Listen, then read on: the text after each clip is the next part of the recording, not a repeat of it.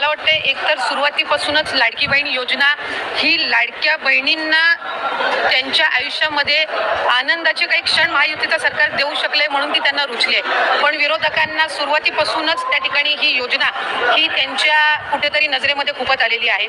साधारणपणे या संदर्भातला आम्ही वारंवार राज्याचे मुख्यमंत्री फडणवीस साहेब असतील, उपमुख्यमंत्री शिंदे साहेब असतील, अजितदादा असतील आणि विभागाची मंत्री म्हणून मी सुद्धा असेल, आम्ही साधारणपणे माध्यमांना वेळोवेळी या संदर्भातली माहितीही देत आलेलो आहोत. पण बऱ्याचशा वेळेला असं होतं की काही एखादी गोष्ट आली की त्या संदर्भातले गैरसमज या योजनेच्या बाबतचा निर्माण करण्याचा वारंवार हा प्रयत्न होत आहे. साधारणपणे ही योजना 28 जून 2024 मध्ये त्या ठिकाणी घोषित झाली.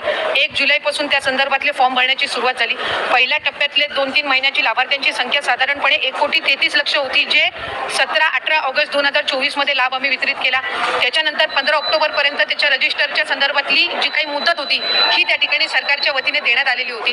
आणि या आधी सुद्धा प्रत्येक वेळेला ज्या वेळेला आम्ही स्क्रुटिनी ही जी प्रक्रिया आहे ही साधारणपणे सातत्याने चालणारी प्रक्रिया आहे. याचं कारण असं की वेगवेगळ्या विभागाचे जे डेटा असतात पर्टिक्युलर डिपार्टमेंटलाच असतो, त्या विभागालाच असतो.